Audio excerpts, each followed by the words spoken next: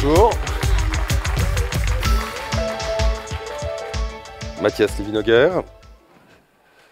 Donc, sur 5 ans, 500 000 personnes en recherche d'emploi ont renoncé à prendre un travail en raison d'une difficulté à trouver un logement. C'est une étude réalisée récemment par le Crédoc qui le montre. 40% des entreprises déclarent rencontrer des problèmes par rapport au logement de leurs salariés. Pour les jeunes actifs, pour les salariés précaires, pour les travailleurs temporaires, l'accès au logement est identifié comme étant la première des difficultés qu'ils rencontrent dans la construction de leur parcours de vie. Ces quelques constats, posés rapidement, illustrent le lien étroit qui existe entre l'accès à l'emploi et l'accès au logement, et plus largement entre le développement du logement et le développement des entreprises. Notre mission, au sein du groupe Logéo, c'est d'apporter des réponses à ces questions de lien entre l'emploi et le logement, et de développement de solutions pour les salariés d'entreprise. Alors, quelques mots de présentation rapide. Nous sommes un groupe immobilier de services à vocation sociale.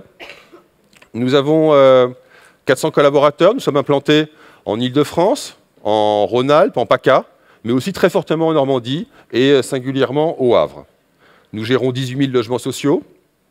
Et nous travaillons dans le cadre d'Action Logement avec 2000 entreprises sur les questions de logement de leurs salariés, des entreprises de toute taille et de tout secteur.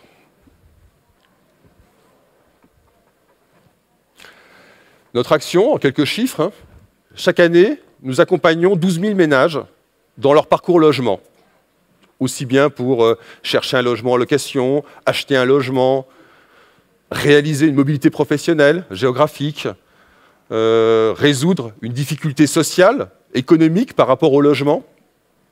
Donc notre métier, c'est d'accompagner des particuliers, des ménages et beaucoup de salariés d'entreprise dans leur parcours logement. Notre métier, c'est aussi de construire du logement. Chaque année, on construit 500 logements neufs. Et notre métier, c'est aussi de financer ces activités. On est aussi un organisme financier. Chaque année, on finance pour environ 70 millions d'euros, à la fois dans la construction de logements sociaux et à la fois dans des aides au logement. Alors, aujourd'hui, le groupe Logéo se définit comme une entreprise sociale. Et ce n'est pas un oxymore. Nous sommes une entreprise, nous sommes totalement privés, nous avons les contraintes de gestion économique de n'importe quelle entreprise, nous avons un projet de développement qui est propre, comme une entreprise, je dirais, classique. Mais nous sommes à but non lucratif. Alors ça se traduit comment? Nous sommes un groupe, et chez nous, la holding du groupe, c'est une association, loi 1901. Ça veut dire que nous n'avons pas d'actionnaires, ça veut dire qu'il n'y a pas de dividendes, ça veut dire que l'ensemble des résultats de nos activités sont réinvestis dans l'objet social de notre entreprise. Autre caractéristique qui nous singularise, c'est que nous avons une gouvernance paritaire. C'est-à-dire qu'au conseil d'administration de Logéo siègent, à parts égales, des représentants du patronat, MEDEF, CGPME, et des syndicats de salariés. Les 5 organisations syndicales représentatives, CFDT, FO, CGC, CFTC, CGT. Et surtout, ce qui nous caractérise, c'est que nous avons une mission d'intérêt général. Notre mission, nous, c'est de développer et de gérer du logement économiquement accessible. Notre mission, c'est d'aider des ménages modestes à trouver un logement. Notre mission, c'est d'aider des ménages à acheter un logement, d'accompagner les salariés en mobilité pour pouvoir prendre un emploi loin de chez eux, et puis de résoudre des problèmes sociaux autour du logement. Alors, pour en revenir au sujet de la matinée, moi, le témoignage que je vais essayer de vous apporter, c'est en quoi une entreprise sociale comme la nôtre, une PME, peut être porteuse d'enseignement, singulier, mais aussi de portée plus générale en matière d'éthique d'entreprise. Parce qu'on pourrait penser que, quand je vous décris Logéo, que le sujet est clos, avant même de commencer. Entreprise à but non lucratif, finalité sociale, mission d'intérêt général, absence de dividendes, absence d'actionnaires. Comment est-ce que Logéo pourrait ne pas être une entreprise éthique? Suis-je porteur devant vous de la solution à la thématique de cette matinée? Bien évidemment non. Logéo, comme toute entreprise, est confronté à des questionnements éthiques. Notre secteur de l'économie sociale l'est. Il l'est de manière spécifique, mais il l'est de façon au moins aussi aiguë que n'importe quelle entreprise. En effet, il ne faut pas imaginer que l'économie sociale, qui est notre secteur, l'économie des entreprises sociales, serait un secteur idéal. Un secteur dans lequel, par la grâce de la mission que nous servons, les relations sociales seraient en permanence apaisées, dans lequel les salariés adhéreraient spontanément et unanimement aux décisions de leur direction, dans lesquelles les salariés d'entreprise, transcendés par la mission qu'ils réalisent, ne se préoccuperaient jamais de leur statut professionnel ou de problématiques de salaire. Il ne faut pas imaginer que dans l'économie sociale, qui est l'économie à laquelle j'appartiens, entre groupes comparables, Logéo et d'autres, il n'y a pas de relation de concurrence. Il ne faut pas imaginer qu'il n'y a pas d'opposition d'intérêts. Et donc il n'y a pas de risque, et parfois de pratiques déloyales. Il ne faut pas imaginer qu'une gouvernance paritaire, comme je l'ai décrite, aboutit toujours spontanément et rapidement à des décisions ou à des visions stratégiques unanimes, claires, sur lesquelles on peut fonder des stratégies de développement. Il ne faut pas imaginer qu'une entreprise sociale comme la nôtre serait exempte de risques de comportement déviant, notamment des dirigeants. Il ne faut pas imaginer, bien sûr, que les relations avec nos fournisseurs ou avec nos partenaires sont forcément empreintes de respect et de compréhension mutuelle. Bien entendu, non. L'économie sociale n'est pas un monde idéal. C'est un monde qui ne s'oppose pas en tout au monde de l'économie privée. Donc, ce que je veux dire par là, c'est qu'une entreprise sociale, même si elle poursuit un objectif d'intérêt général, n'est pas automatiquement éthique. Elle n'est pas mécaniquement éthique. Par exemple, comme n'importe quelle entreprise, nous gérons des contraintes de performance qui peuvent être en interne source de tension, d'opposition. Je dirais même que, comme n'importe quelle PME, rien n'est jamais acquis. Le comportement de la direction et plus largement du management doit être absolument exemplaire. Dans une PME, tout se dit, tout se sait, tout se voit. Un simple raté, je ne sais pas, un conflit isolé avec un salarié ou avec un partenaire qui aurait été mal géré, peut à lui seul décrédibiliser une partie du discours éthique de la direction. Également, les partenaires avec lesquels nous travaillons, qui sont les villes, qui sont les collectivités locales, l'État, les entreprises, peuvent être porteurs vis-à-vis de nous d'attentes parfois très diverses, parfois contradictoires, qu'il n'est pas facile de réconcilier.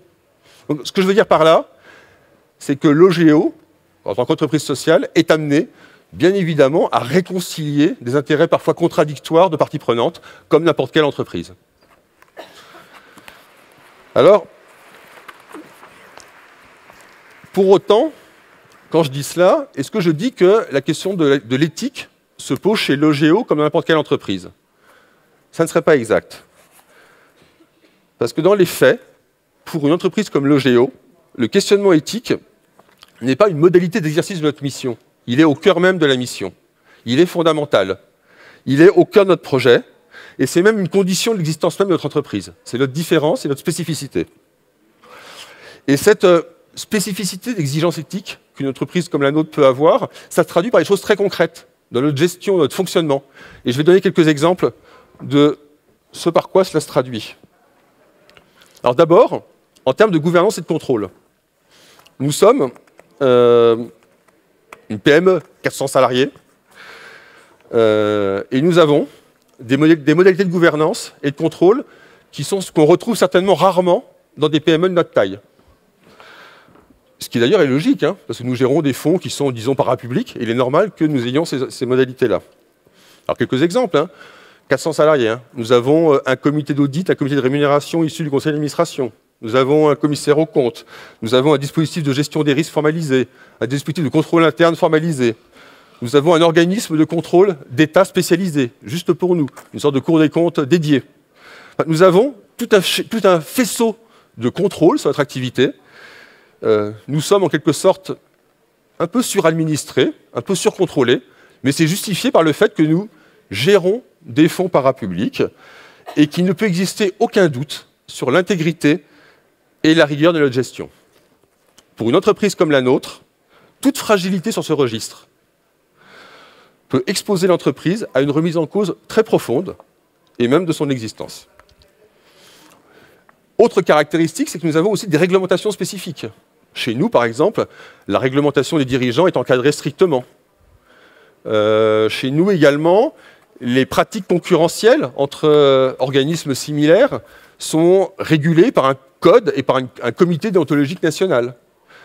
Au-delà de ça, toute notre intervention sociale, toutes les aides que nous attribuons à nos différents bénéficiaires sont encadrées par des conditions réglementaires. Il faut respecter les plafonds de ressources, il y a des plafonds de loyer à respecter, il y a tout un cadre réglementaire qui régit notre activité. Et ça aussi, ça s'explique par le fait que nous intervenons dans le champ de l'intérêt général. Donc voilà quelques spécificités. Mais une entreprise sociale, ce ne sont pas que des contrôles et des réglementations. C'est aussi une façon différente, je pense, de gérer et de manager.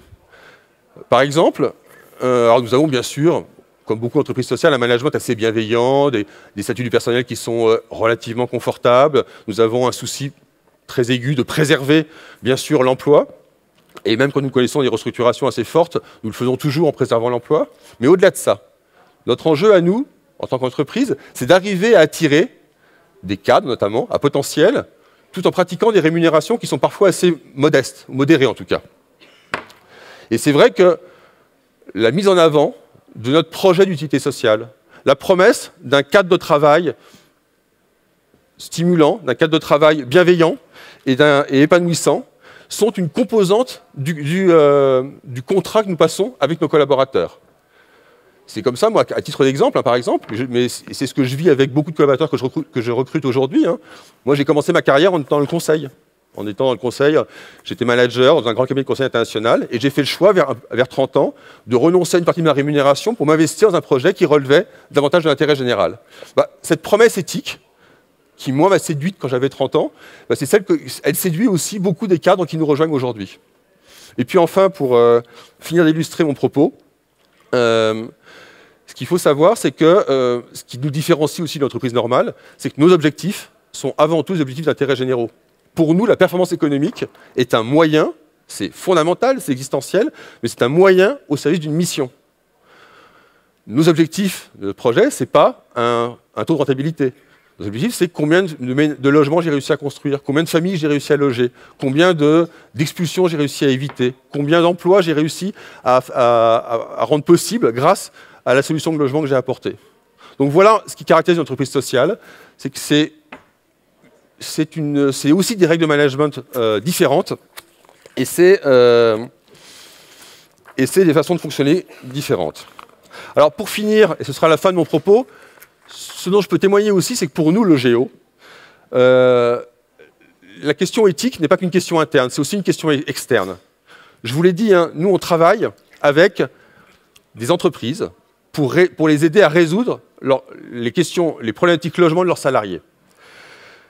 En faisant cela, notre ambition, c'est de contribuer à densifier, à enrichir la politique sociale de ces entreprises sur un enjeu majeur qui est le logement de leurs salariés. Alors on a développé pour ça un concept qu'on appelle la complémentaire logement, un peu en parallèle en similitude je dirais, avec la complémentaire santé. C'est comment faire en sorte que dans les entreprises, il puisse y avoir une véritable complémentaire logement, c'est-à-dire un véritable dispositif d'accompagnement des salariés sur l'ensemble de la problématique logement. Un dispositif auquel ils puissent accéder directement, avec une carte individuelle, avec un service de conseil individualisé qui leur permet d'avoir un référent sur toutes leurs questions de logement, et un dispositif dont les entreprises puissent s'emparer dans leur politique sociale. Donc voilà, retenez aussi que pour nous, l'éthique, c'est aussi un enjeu externe, c'est aussi la manière dont nous aidons des entreprises à se saisir de cette question du logement pour pouvoir densifier leur politique ressources humaines. Voilà, il me reste quelques secondes donc, pour conclure rapidement ce dont je voulais témoigner avec notre expérience de groupe Géo et notre PME, entreprise sociale. Les deux idées forces que je voulais mettre en avant sont les suivantes. La première, c'est qu'en matière d'éthique d'entreprise, il existe un certain type d'entreprises, les entreprises sociales, qui sont porteuses d'enseignements spécifiques, mais aussi d'enseignements, à mon avis, qui peuvent être relativement exemplaires en matière d'éthique. La deuxième considération que je voulais vous faire partager, c'était que quand on parle d'éthique d'entreprise, il est important de considérer que la question du logement des salariés est une des composantes de la politique sociale et sociétale d'entreprise. Je vous remercie pour votre attention.